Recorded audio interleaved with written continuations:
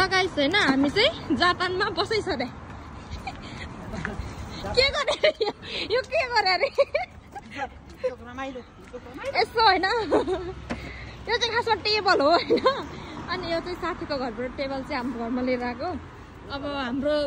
के भन्छ गाडी भन्ने नि जे भन्ने पनि हाम्रो चाहिँ एक साइकल हो नि त हिँड्नु नि न अनि आयो त गइमास अनि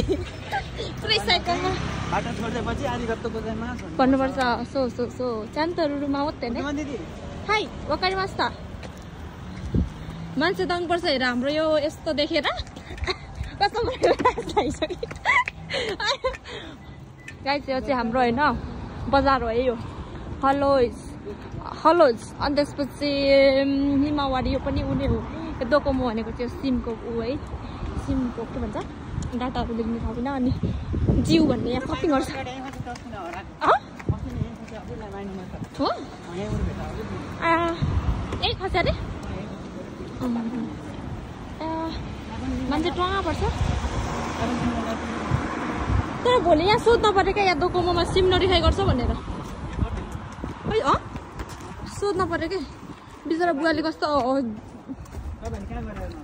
हाम्रै त उता एडियरमा कति रमाइलो भइरहेछ है